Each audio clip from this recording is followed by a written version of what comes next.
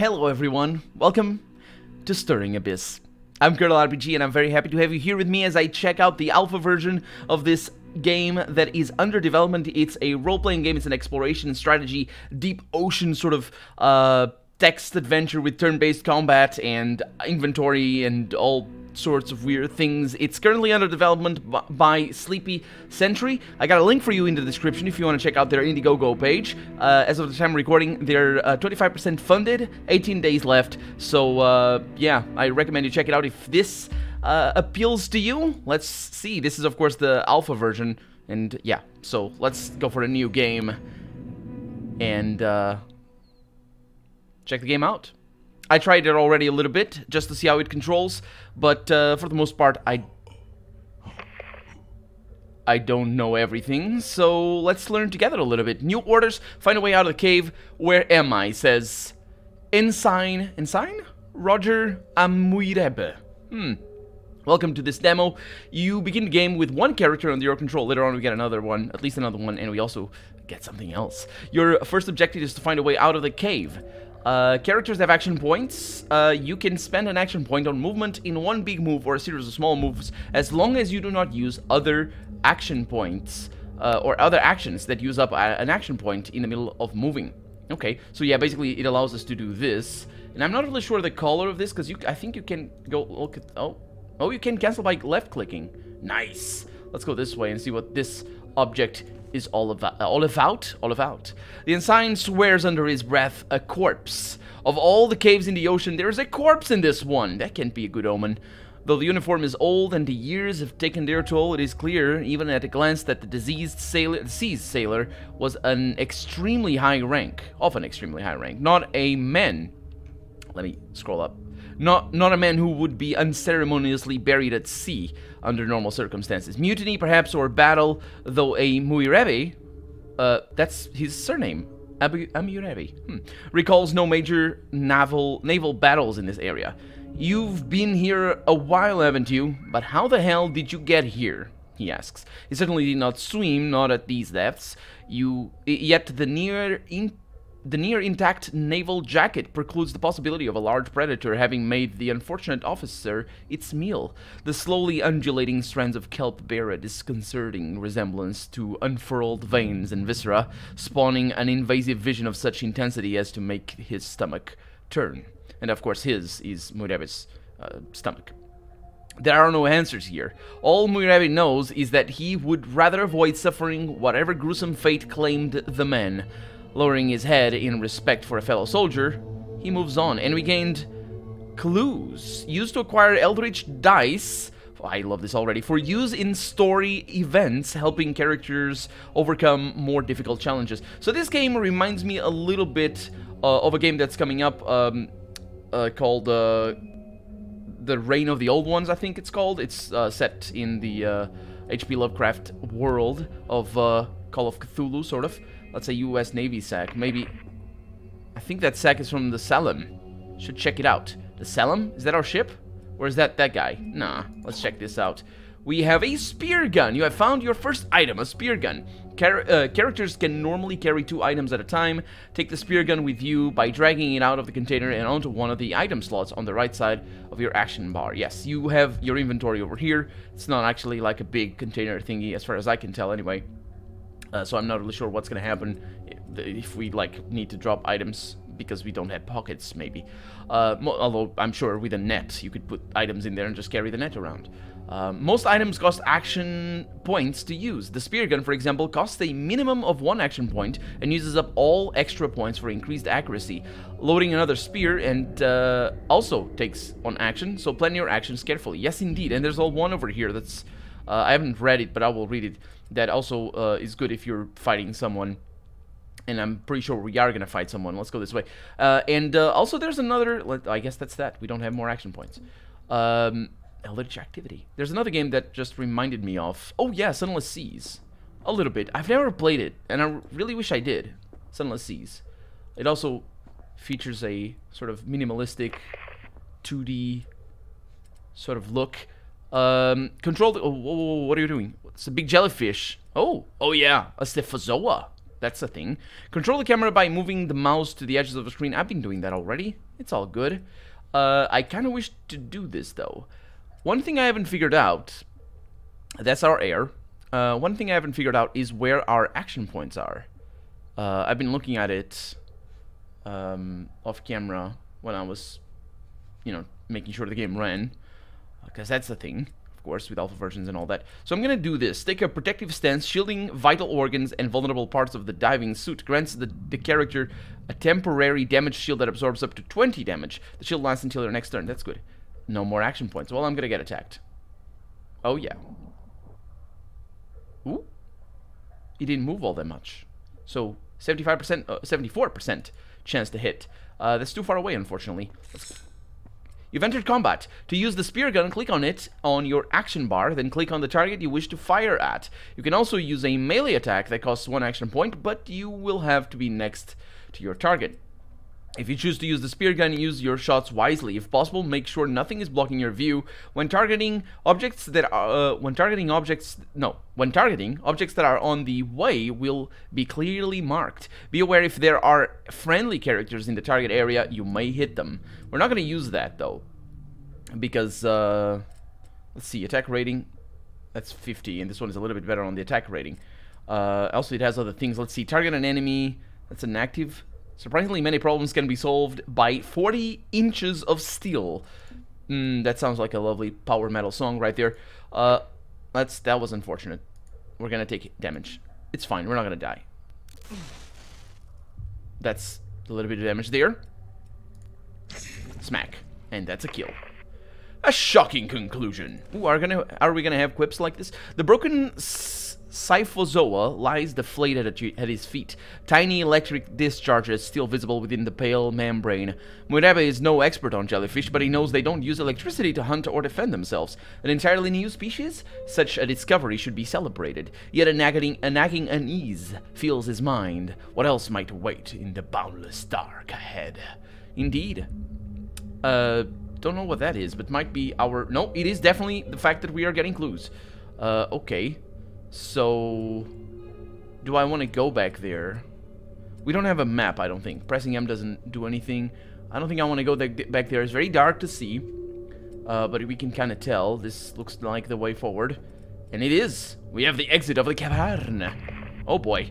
There's the Selim. Looks like someone left the light on for us. Nobody else on the comms, though. Better check it out immediately. By the way, this takes place in sort of cold era place. It's not like 100 years ago or something like that, as you would think in a Lovecraftian looking game. That's why you can hear the thingy. And we also have an object, and it looks weird. Can I zoom in? I can zoom in indeed, so we can look at the graphics. They seem to be rendered 3D sprites, or I guess, yeah, let's check what this is. Muirebe stares in wordless wonder at the captivating display before him. Gyres of water swirl around him in an otherworldly vortex, and the objects within the anomalous field are clearly visible now. They seem to be kind of openings, like a thick membrane had been torn open. Through these spectral apertures shines the light of stars? Attempted closer examination proved futile. Some unseen force pushes against him with increasing strength until the Ensign is sent stumbling back, only barely preserving his balance. Small sparks aglow with white light float through the aberrant gyre and out into the frigid ocean water. Upon crossing the invisible threshold at its mouth, the particles quickly lose their luster and disappear. Muirebe tries to catch one, but it evaporates on his touch. For a while, he simply stares, but reality beckons. There is much to do, and people counting on him. Yes, for 4 more clues right there. All good things. And now we go into the USS Selim, or Salem. I'm not really sure if that's a reference, or I'm not sure if I'm pronouncing that correctly. Let's end the turn, and hope that nothing attacks me from there. That was not to be the case. Let's go this way. Oh, also we have that, which is nice. So how do I go there? The light from the lantern attached to the anchor of the Selim shines like a beacon of hope. Someone has been here. Carefully ascending the sturdy chain, Muirebe reaches the airlock contraption at the con. A flood of relief soothes his troubled mind. The mechanism is intact, and the deadbolts inside not engaged. The thought of being locked outside, deprived of air and shelter by the very walls that were supposed to protect them. The con is a mess, with miscellaneous equipment strewn haphazardly all around the small room. The conning tower was the only spot where the Navy engineers felt they could construct the airlock without compromising the integrity of the hull. On a normal sub, it is a cramped, claustrophobic place. On the Selim, it's much, much worse. Murebe jerks at the sound of a pained groan from beneath the displaced diving suit. The crumpled mess shifts, revealing the face of Science Officer Watson. She stares at Murebe with a bewildered look. What? Murebe? I'm missing the A because I think that's weird. It's just weird. It's probably like the off something, except it must be a made-up language, right? Maybe. Ensign Murebe, or A Murebe. That's such an interesting name. It wasn't like that on my trial run. He strides over to help his disheveled crewmate. Watson looks fine physically speaking, but something about her countenance suggests her slumber was anything but peaceful. The science officer stands, grabbing a shelf with bone-white knuckles. She speaks. "You came from the outside?" The shelf rattles as her head shakes violently. She does not seem to notice. "Oh boy. Did the captain send you for me?" "I don't know anything about Captain Ashworth," Murebe replies. "Or anyone else, for that matter. It's dead silent on the comms." "He was here. There were others as well, but I couldn't see who. I heard the airlock mechanism opening. They were going out." The science officer is almost whispering now. Let me bring this up. I wonder if I can stop. If I can double-click and it stops. "I called out to the captain, asking what he needed me to do, and he turned around," and she stops for a moment as if choosing her words carefully. "There was something about him, about his eyes. He told me there was no need, that he already had enough. I wanted to ask much more, but that stare, I could not face it." Ensign Murebe moves closer and takes firm grip on her shoulder. The rattled science officer leans back against the bulkhead with a sigh. "I should have felt safe, knowing the captain was in charge, but all I wanted to do was crawl under the suit and hide. So here I am." The sudden oppressive silence urges Murebe to action. He kneels next to the hatch that leads into the control room below and pulls. The heavy steel door gives way with a tortured creak, revealing an almost still surface of dark water. The ship is flooded. Panic rears its head within the Ensign. The Selim is their only way home, his only hope of seeing his family again. If it is too badly damaged to move, or even focus. Doomsaying is useless, and because they're still floating, there must at least be enough air in the various compartments to maintain buoyancy. They just need to get it started on pumping water out of the flooded sections and get the equipment in the control room operational. With a con in such chaos, it's hard to get an accurate count on how many suits are missing. But Murebe reckons that at least 8 are unaccounted for. Once the central radio array in the central room is repaired, they will be able to get a fix on the emergency beacons fitted to each suit. There's no chance then. As tempted as it is to cling to the safety of the Selim, duty calls him back to the lightless abyss once more. The control room is flooded, but at least the pumps are working, so that's what that means, maybe. We'll know more when we get it dry and operational, says Murebe. And that's Watson over there. You found and entered the Selim, your submarine and base of operations through Stirring Abyss. There it is. Characters currently on the ship are represented by their portraits on the top left of the ship UI. The arrow buttons next to the portraits send characters back out to the ocean floor. Okay, so wait a minute. Wait. The arrow buttons next to the portraits. So because I really need, that's very important here. That's that one over there. So if I do that, they go out into the ocean floor. Gotcha. Because otherwise you just get locked in here, and if you don't click on those, it's basically this screen forever.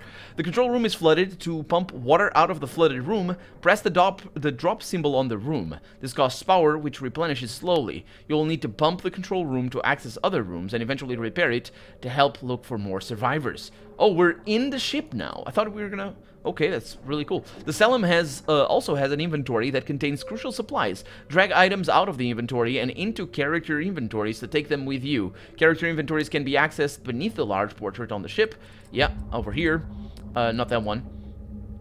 Or on the action bar of the currently selected character. Yeah, so that would be over here. So if I choose another character, it changes that. Oh, there's a... Ooh, that's cool. That's Roger Amurebe, and that's Leah Watson. Roger over here, is a little bit injured, but that's fine. His sanity is fine. He's a crack shot, never expected to see the day when being good with a spear gun would pay off. He also is clumsy, all elbows and knees, and prone to accidents. Wait a minute, that's not very good. And medic, trained in simple triage and first aid, remove a that's an active skill that to remove a physical debuff from a target character. It's got a cooldown of 10 and it costs 1 action point. She is jolly, an endless reservoir of the kind of jokes your dad makes. 10% chance to restore 2 sanity for all crew members at the start of the turn. That's interesting. 10% movement over here with Swift. Diving suits are not built for speed, but some manage it better than others. The code, that's really cool actually. How much? 20%? 10%? Yeah, it's kind of nice. The code of ethics does not apply in international waters, says it's not says psychiatrist. She's a psychiatrist, but apparently she doesn't care about the ethical concerns about her profession, I suppose. She does get to erase recent traumatic events from the mind of target characters. Restores 20 to 32 sanity. That's pretty amazing. That's a lot of sanity restored. That has a cooldown of 10, though. And she is also a linguist, student of the ancient Proto-Minoan language. And I wish I knew what that meant, Proto-Minoan. Identified as the base of the glyphs, a Nazi expedition discovered in these forgotten depths. Inscribes of she also has an ability to inscribe the glyph of splendor upon a target. This protective glyph disorients anyone who attacks its bearer, granting them a vision of such brilliance they lose all thought of battle for a moment. Lasts 3 turns, so for 3 turns. That's pretty decent, actually. That's good.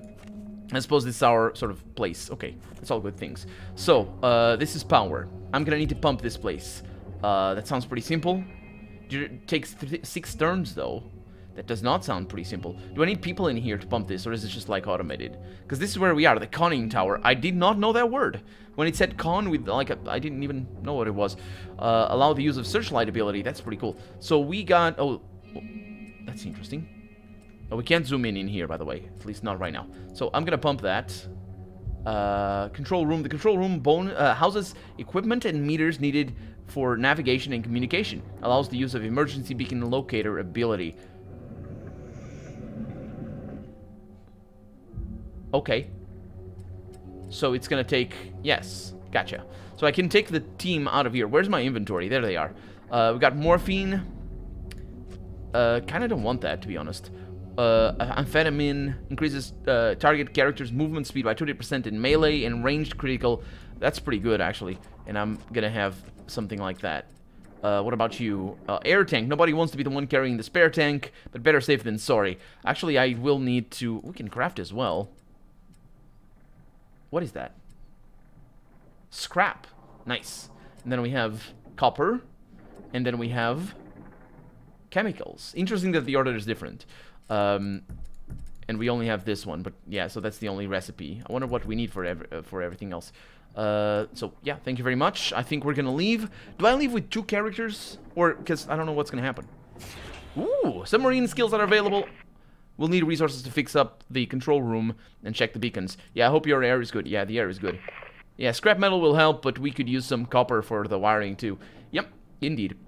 So submarine skills that are available on the top right part of the screen and do not require a character to operate them. Unlock additional submarine skills by repairing more rooms. And I have searchlight, which is nice. It does cost power, which I kind of don't want, especially because the rest of the rooms are probably going to be flooded. Although that might be a good idea to do right now. Let's find out if it is a good idea or not. So, oh yeah, try this. Yeah, it is not necessarily the greatest of ideas. So I can, okay, this is definitely not going to end in tears or death. Why would it?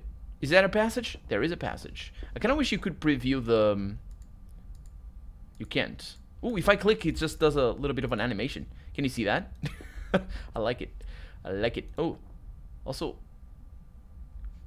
because she has the double. Ooh, there's a thing. That might not be a thing I want. Let's be careful. What is that? A bulging pod. Also has the range. I do not know what the range would be. Let's get you ready. Right there. Can I turn you around? Can I just look around? No. Yeah. That's fine. Yes, I know that I have that. The bulging pod is not doing anything. This sounds good. Let's murder it. Too far. No, that's not a problem. Murder. Ouch. That was a bad idea. Splayed open all that remains of the once bulging pod are the once bulging pod are the shreds of a thin but tough shell. Yeah, you can double click to skip this. Of a thin but tough shell strung between supporting spines. The pressure inside the bizarre coral-like husk must have been immense. A quirk of evolution previously unknown to science, or the consequence of some unnatural force. One asks. While exploring the depths of your crew member. While exploring the depths, your crew members find strange objects, eldritch phenomena, and the corpses of defeated enemies and friends, I suppose, all of which grant clues. These scraps of ancient knowledge can be used to improve your chances in story events and are needed to unlock rare special skills. That sounds lovely. That sounds fantastic. I love it. Okay, so that was actually I need to. Did I explore you properly? I did. So we can look at their stuff from here. That's pretty cool. Let's go this way. I'm gonna sort of explore alone for the most part because we are collecting at the moment. She's a little bit faster as well, so she can handle. There we go. We got scrap metal over there. I wonder if tab works. Yeah, it does. This might be alpha, but it works as expected. No eldritch activity. I wonder if it centers as well. Open a crew character sheet. Yeah, that's what I figured. Oh, if you click C again, or if you tap C, it doesn't show anything. It doesn't go away, I mean. So I got some scrap over here. So I can do this. And that did not use action points. Shouldn't be too far away, or shouldn't go too far, because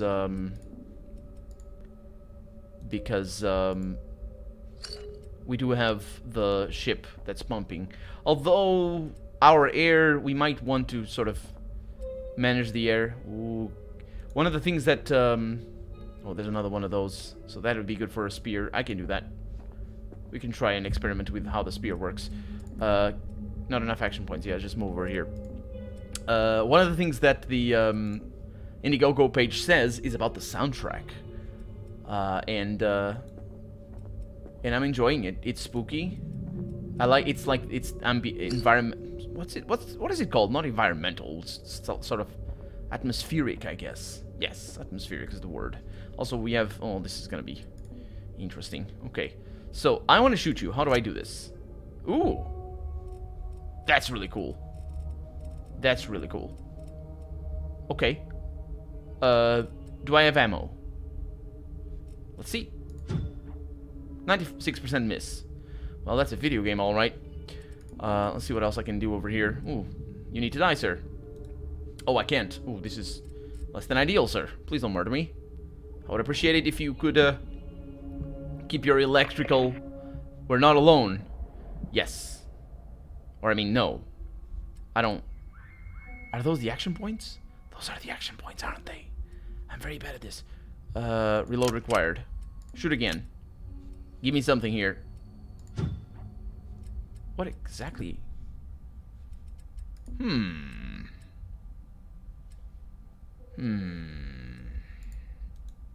I don't know what to say. So... I want to break these pods. I definitely want to break these pods, but I also want... Watson's help here, because she's... I mean, she's missing, and I... Maybe... Was it chance to miss? No, I just rolled a 96 and a 90. Oh my god. Oh, it tells me. Nice. Upon entering the control room, you've recovered resources and equipment.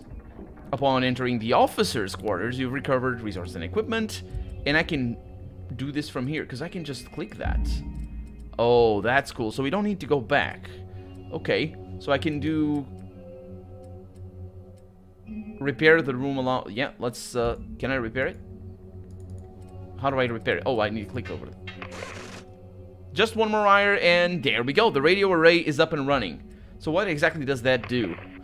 We should scan the area for signals right away. If anyone is out there, we have to know. So every diving suit has a radio beacon that is constantly transmitting its position. The central radio array detects these beacons and provides a rough direction to guide the mission. Repairing the control room has unlocked a new submarine skill that will help in the search of the missing crew. It's over there. Using the locator will point towards each active beacon in turn showing a rough direction for the character who is closest to the beacon. It's interesting that it sort of focuses on both of them. Come on. There we go. So that red thing is the, you know, it's the range. Let's go this way. Can I go? Yes, I can. Let's hope that I don't die or anything. Because I want to see where these where these survivors are. I wonder if that thing in the middle is ever going to do something. I wish I was home. Yeah. I wish you were a little bit more healed. I wonder if these things... Oh, it doesn't do anything. What a shame. So let's reload. Just in case. And then you... so if we go this way, it sort of connects down there. Kind of don't want to do that. We have another one of these. I do want to fight you all. Oh, there's more scrap over there. At least we're not being attacked. Mostly, probably because... Wait a minute. I probably should pump. But my... Yeah, I definitely should. So what is this thing? I don't know the rooms. That one's a small room. Let's go with that. Yeah. So let's move you over here. Getting a lot of stuff. Ooh, found more things. Let's see what you can do. So if I go down here... Yeah, if I left click, it just cancels the movement. That's lovely. I love that. And on we go. Oh! We found something. We found something! Okay, let's see what it is. I need to get close. These ghastly remains have been here for years, if not decades. The deformed skeleton has been picked clean and is partially covered in silt, but it appears remarkably intact. The ultimate cause of its demise is impossible to surmise, but there are no signs of a violent end. This is no grave, though. If there are others of its twisted kind in this frightful abyss, they may not practice ritualistic burial. One of the core unifying features of almost every known human culture. Sort of. Almost every. Yes, that is true. Do I want to go there? Or do I want to go and join... Yeah, I'm going to go this way. I thought that was blocking the path, but no. Okay, that's good enough. Then you're going to collect that. I'm going to keep going. Looking for... Maybe that was that. Maybe that was... what I was looking for. It wouldn't surprise me if that were the case. Let's go that way. Oh, no. What, who has... Oh, she still has some. Oh, it's my bad. Go and fetch that. Get it. Okay, there we go. No other... Ooh. One of your divers is running low on air. Both of them are. If a diver runs out of air while outside a submarine, they take heavy damage each turn. You can refill air by visiting the sub, using an air tank, or finding and using an air vent on the seafloor. An air vent on the seafloor. That's pretty cool. So can I get that and just... I wonder if I can just click on the submarine, because I don't actually know. Oh, there it is. Interesting. We can just do this. Well, pathfinding is pretty awesome then. Anyway, we're out of time for today. And again, if you want to check this game's Indiegogo campaign, I highly suggest you check the link in the description. Don't forget that this is just the alpha build, and honestly, for an alpha build, this game is looking sweet and just very polished. Like all the little details of UI, UI, that's the interface, stands for user interface.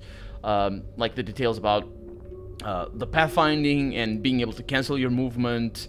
And it's honestly, this game feels like it should have been launched in early access already, but it's not, so it's probably because of just the length that is available for right now.